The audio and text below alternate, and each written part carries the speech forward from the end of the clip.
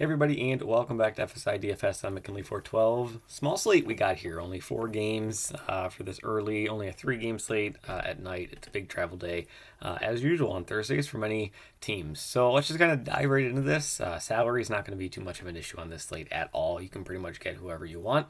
So we'll just go through like usual, just talk about every single pitcher, go through the bats, and yeah, wrap it up with some possible builds, kind of where things lie.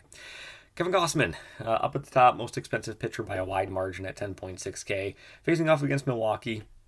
Gausman, he's had like 2 blow-up starts so far this season. One was against Houston, one was against Boston, so 2 solid offenses. But other than that, he's been pure domination, especially in Toronto at home, where he's averaging nearly 30 DK points per game. So that 10.6K salary, not too much of an issue. Milwaukee, they strike out a lot as a team. They're in the top 10 for most strikeouts in the league as a team against right-handed pitching so far this season. So 10.6K, not too scared of him. He's definitely going to be in my lineups. Not going to overthink it. Luzardo, below him, quite a bit of a gap, like I said, between the top 2 pitchers in terms of salary. San Diego, they've been pretty disappointing overall in the season, compared to the preseason expectations with them. They're kind of like dead right in the middle in terms of like an MLB offense so far this year, especially against left-handed pitching. Luzardo, just like Gausman, has excellent splits at home. He had a little bit of a walking issue and control issue earlier on in the season, but he's kind of really solved that, got that out of the way, and he's another guy who can provide some floor for you with some decent strikeout upside. He's going to be a GPP play only for me at this point, just because of the matchup and what San Diego can do, and he's just kind of in a weird salary price point when you got a guy like Max Scherzer right below him, only 8.7K. I talked about Mitch Keller being 10.8K yesterday, and I never thought I'd see the day. Well, Scherzer below 9K is equally as shocking, essentially. He was almost 11,000 just a couple of starts ago. And since then, he's averaged nearly 24 DK points in 3 starts. He's allowed only 2 runs in those 3 starts, and his salary has dropped over 2,000. I don't get it. He's got a super high ceiling. He's got a great ballpark. Philadelphia is right in the middle in terms of like strikeout rate, WRC plus, pretty much any category. They're right in the middle of things in terms of like an offense against right-handed pitching. So I think Scherzer and Gausman is going to be an extremely, extremely popular combo between the 2 guys, or combo between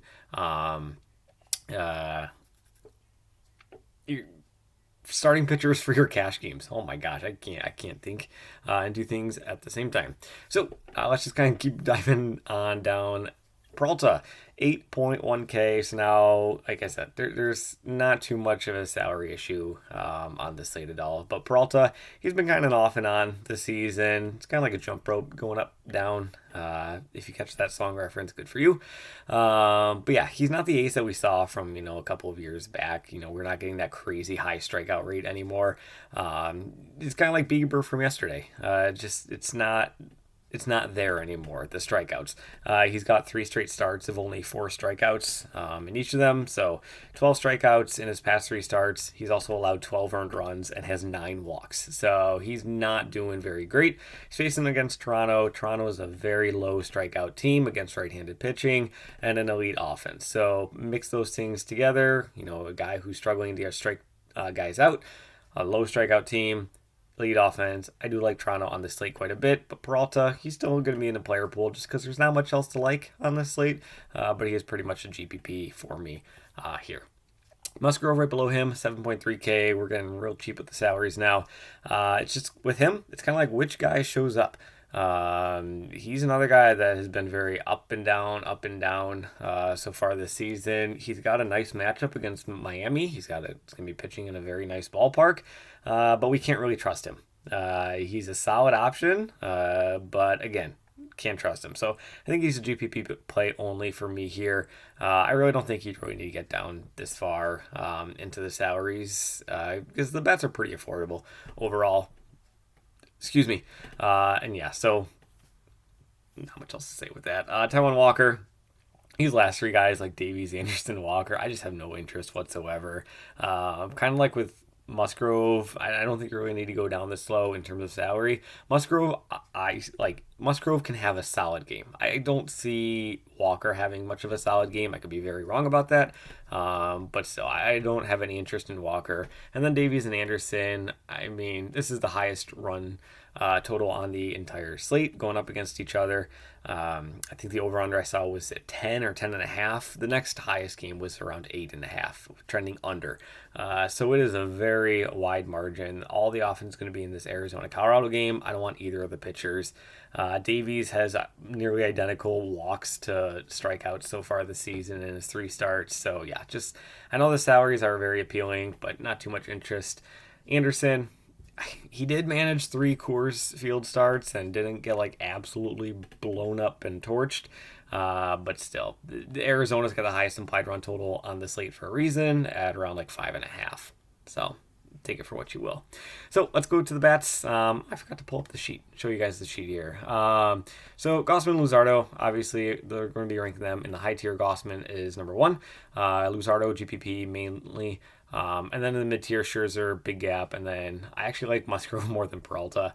I don't feel like you can trust Musgrove as much, but I do think that because of the lower salary and everything, I don't mind him and actually like him a little bit more than Peralta, who's going up against Toronto. In terms of the bats, Arizona, Toronto, Colorado. Arizona's got the highest implied run total on the entire slate. Should see a lot of runs. Arizona's got some nice bats. Going to have a lot of interest in their bats, obviously. Corbin Carroll going to be leading the charge at 5K. Gurriel actually has fantastic numbers against right-handed pitching. Even as a right-handed bat, he smashes the ball. So he's also going to be in my player pool. Guys like Perdomo, Pavin Smith. If he's hitting in that nice, if he's hitting leadoff or in that cleanup spot, he's going to be a nice cheap option at only 3.3K if he is in there. I would assume he would be in that nice lefty-righty matchup. Let's see, Rivera, 3K. Is great. I mean, like, there's a lot of value even on, the best offensive spot of the entire day. Speaking of great value on top offenses, Toronto has that kind of stuff as well. Varsho is only 3.4K. He was hitting cleanup on Wednesday, so a nice lefty-righty matchup. Again, Peralta, like he's not the Peralta that we saw from years past. Can he get there? Can he have that ceiling? Absolutely, but his strikeout rate's down. He's struggling to strike guys out. He's walking quite a few guys, and Toronto just doesn't strike out much as a team. So I do think Varsho is a nice option at 3.4K. We'll just take one of these guys out. Lots of outfielders that we like, apparently. And then Kevin Kiermaier, 2.5K. He's got numbers against against right-handed pitching that guys like Vlad Guerrero and Bichette and like those guys have. He's got those same numbers. He's just an extreme splits hitter. But at 2.5K, you really can't go too wrong with that. Even if he doesn't do too well, he doesn't burn your whole lineup by any means.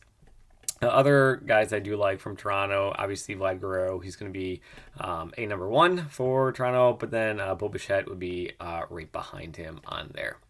The Colorado side of things, I do have them ranked 3rd. I don't know, you really pick anybody. There's nobody that like is truly like I need to have them from the Toronto side of things, but if you just want to do like a nice one-off, I don't mind that. I don't even know who to go. Maybe start out with like McMahon. I don't know. I'd like to look a little bit more at the Colorado numbers before saying too much about them. But it's really going to be a lot of Arizona, a lot of Toronto that I'm probably going to be interested in here, especially in those cash games. But you can kind of see like even with Varsho and Gurriel, Kiermaier, Smith, let's go a little bit more expensive guys here. We'll throw in Vlad Guerrero. Let's throw in Bichette. It's because he's shortstop, that's why. 3.2K remaining for a catcher, second base, third base. I mean, salary is not going to be an issue at all, especially if you're jamming in like Gausman and Scherzer, who I think are your 1A and 1B pitchers on this slate. Other teams that have interest in New York Mets, I think that they're very intriguing GPP play. You're probably, if you're going to be like large stacking the Mets,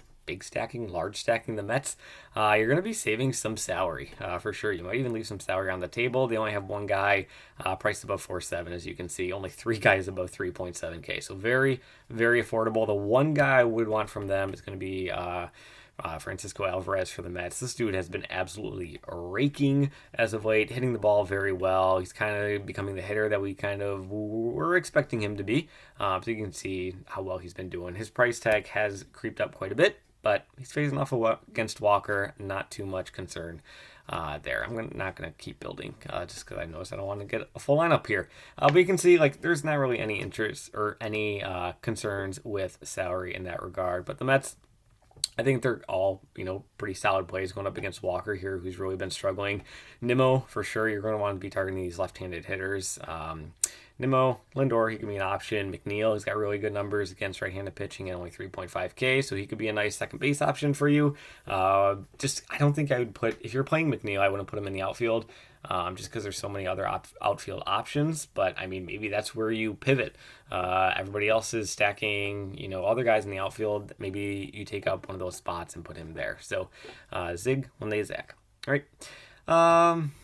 Everything else, I mean, San Diego, Miami, I talked about how there could be some blow-up potential, lots of up-down in terms of Musgrove. Luzardo, he's just got a tough matchup. That's kind of why I put San Diego there, but I don't have too much interest in that. Really going to be limited, minimal core or a player pool for me with Arizona, Toronto, the Mets, and Colorado.